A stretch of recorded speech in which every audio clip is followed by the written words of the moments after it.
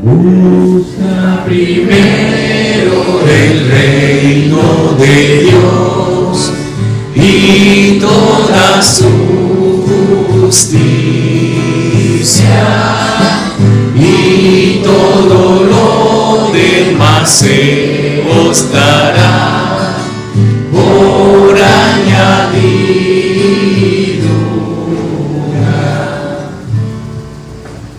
El Padre de nuestro Señor Jesucristo ilumine los ojos de nuestro corazón, para que comprendamos cuál es la esperanza a la que nos llama. Aleluya, aleluya, aleluya, aleluya, aleluya, aleluya,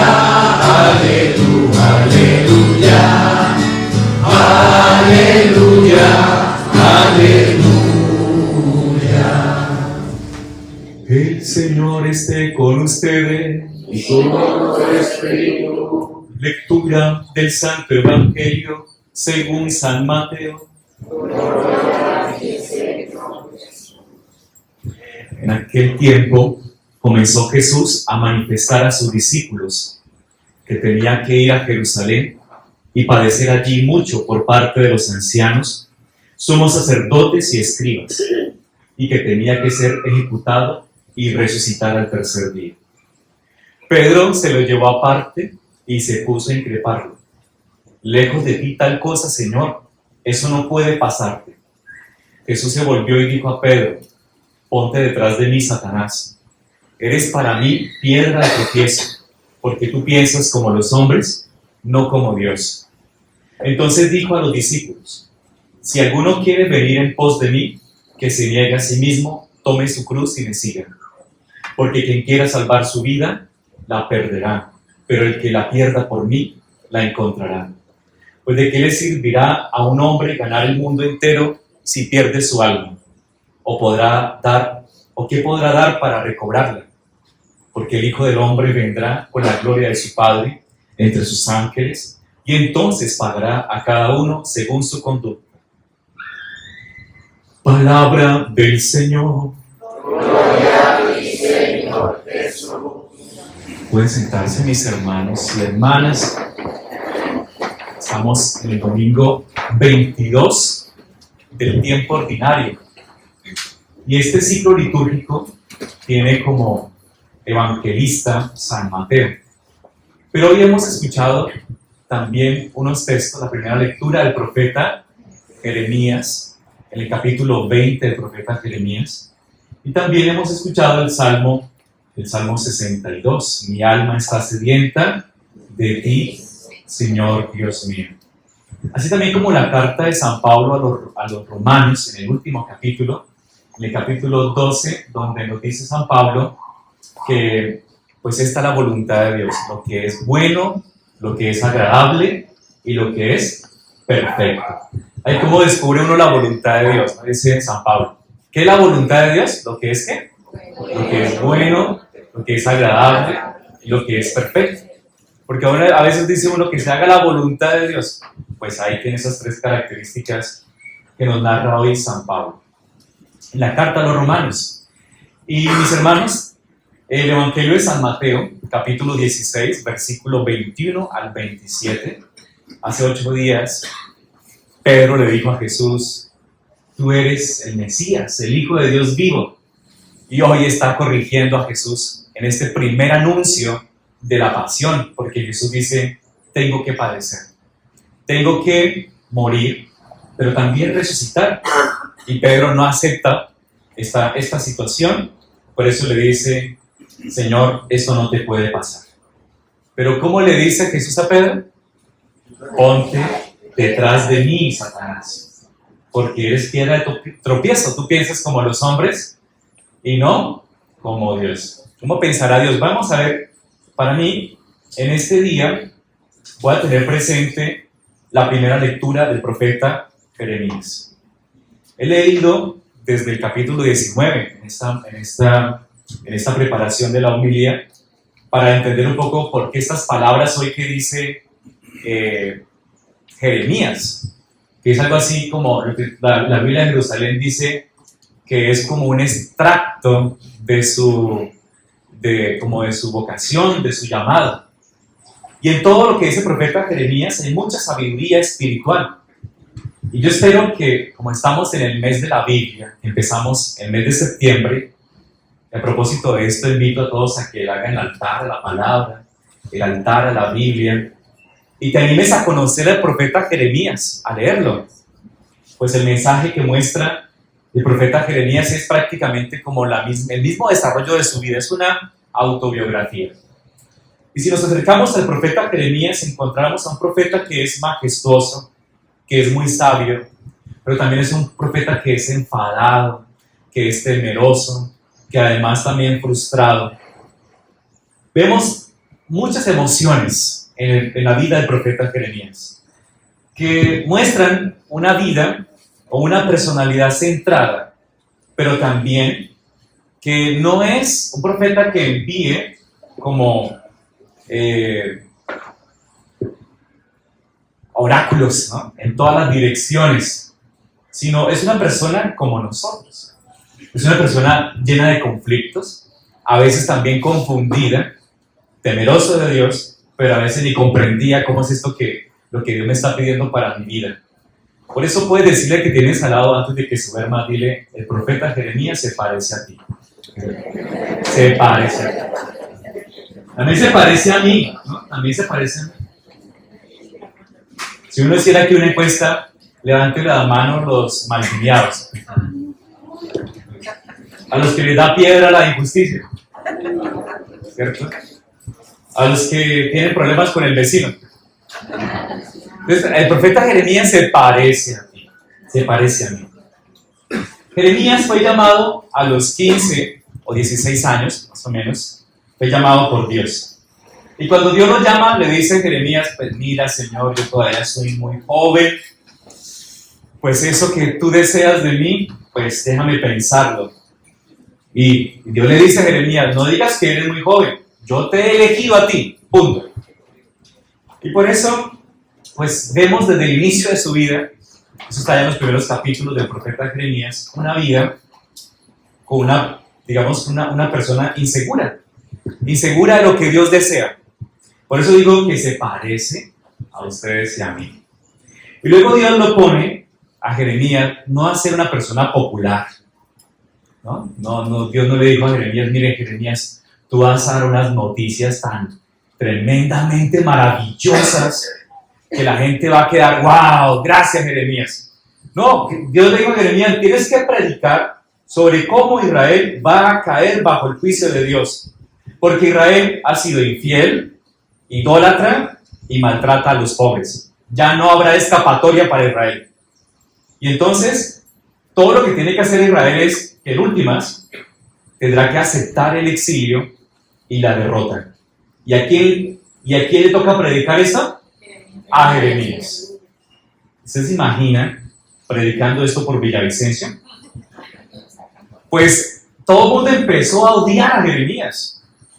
Le decían de apodo el terror en todos lados. Le decían así a Jeremías. El terror en todos lados. O sea que lo único que hablaba Jeremías era de terror.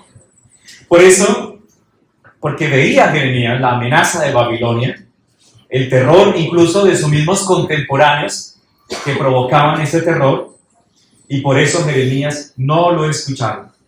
Ese profeta contrario a Jonás. ¿Qué hizo Jonás? Jonás lo enviaron a Nínive, y Nínive, los ninivitas, escucharon a Jonás, se convirtieron, se vistieron de sayal y ceniza, y oraron, y Dios tuvo piedad de Nínive. Pero con el profeta Jeremías, nadie lo escuchó. Es más, lo persiguen. Es más, en este mismo capítulo 20, un poquito más atrás, Jeremías ha dicho algo así como esto mismo, la derrota de Israel, y lo que hace el sacerdote de ese momento, estando allí escuchando a Jeremías, lo agarra y le da una paliza. ¿Usted por qué predica estas bobadas? Pero Jeremías sigue allí. Lo echan dentro de una cisterna, lo apalean, y con esto en mente, teniendo presente esto, Escuchemos lo que dice Jeremías hoy en la primera lectura. Me sedujiste, Señor, y me dejé seducir. Fuiste más fuerte que yo y me venciste. He sido el hazmerreír de todos. Día tras día se burlan de mí. Amén. Hay una canción de la hermana Glenda que algunos hayan escuchado por ahí que dice: tú me has seducido, Señor. ¿No? ¿Lo has escuchado? Y yo me dejé seducir. Bueno, los que escuchamos buena música, ¿no? Pero les digo una cosa. Cuando Jeremías está diciendo esto, en la canción suena muy romántico, ¿no? Ay, tú me has seducido, Señor, y yo me dejé seducir. Pero lo que está diciendo aquí Jeremías es un reclamo a Dios. Como diciéndole: Señor, tú te aprovechaste de mí. Me diste esta carga y ahora todos me odian por tu culpa. Y por eso dice Jeremías: desde que comencé a hablar, he tenido que anunciar a gritos violencia y destrucción. O sea, Jeremías habla de, eso se llama el llanto del corazón. Es decir, es una persona religiosa, anuncia la palabra de Dios en medio de una cultura que no quiere escuchar a Jeremías. Yo me pregunto y les pregunto, ¿esto será que no nos suena familiar? Porque admitámoslo, estamos en una cultura que no es abierta a la religión. Una cultura que es bastante escéptica y crítica de la religión. Hay autores ateos como Hitchens, Christopher Hitchens. En 2007 publica un libro que se llama Dios no es bueno, donde dice que la religión es aferrarse a un viejo sinsentido, que es superstición, que es abuso de niños, que es engañar a la gente. Y esto es lo que encontramos en la actualidad. Cuando vivimos en medio de esta cultura, nosotros hombres creyentes. De hecho, ayer me decía Carolina, no todo el mundo quiere recibir noticias de que va a haber divorcios en este momento. Por eso que cuando comenzamos a hablar de cómo Dios debería cambiar tu vida, de cómo Dios debería transformar tu existencia, si ustedes y yo empezamos a hablar de esto, yo les deseo buena suerte. Buena suerte. Porque vivimos en una cultura donde la vida humana está bajo amenaza. Defender la dignidad humana desde la concepción hasta la muerte natural es comenzar a sentirse como Jeremías. Ahora, intentemos, digamos, urgir para que todas las personas, los afrodescendientes, los hispanos, los asiáticos, los musulmanes, los gays, sean tratados con respeto. Y decirle a la gente que existe una estructura para tu vida moral y sexual que debe ser respetada. Decir esto en el foro público es escuchar terror por todas partes. Cuando anunciamos valores religiosos, es ser el hazmerreír de la gente. ¿Qué encontramos? Burla y rechazo. Entonces, ¿qué hacemos? ¿Abandonamos el barco? No. Jeremías dice, y sigo leyendo Jeremías: he llegado a decirme, ya no me acordaré más del Señor, ni hablaré en su nombre. Pero había en mí como un fuego ardiente encerrado en mis huesos. Me esforzaba en contenerlo, pero no podía. ¿Amén? Amén. Jeremías es tentado a decir, me rindo, no puedo más. Y también les confieso que yo también lo he experimentado. He experimentado cuando a veces hay mucha crítica en la vida, como sacerdote. A veces yo he dicho, no, mira, apague y vámonos. Apague y vámonos. Y ustedes también lo han experimentado. Pero entonces, esta es la palabra de Dios, precisamente. Es como ese fuego, dice Jeremías. Es ese fuego, o sea, es una palabra desafiante, pero de la que no podemos desistir. Y cuando la palabra de Dios penetra en el fondo de nuestro corazón, no podemos dejar evangelizar. Es algo que llevamos dentro. Por eso, toda persona en el día del bautismo es ungida. ¿Se acuerdan cómo son ungidos? Como sacerdotes, profetas y reyes. Es decir, Como sacerdotes, cada vez que oramos, cada vez que vamos a la misa, estamos cumpliendo esa función sacerdotal. Como reyes, cada vez que nosotros ordenamos las cosas en función del reino de Dios. Y como profetas, cada vez que pronunciamos la palabra de Dios. Y ustedes podrán decir, mis hermanos hoy, mis hermanas, podrán decir, mire, yo no quiero esta cosa para mí. Eso a mí no me toca. Eso es responsabilidad del padre Duvernay. Que hable de Dios y que predique. Pero no, te toca a ti también.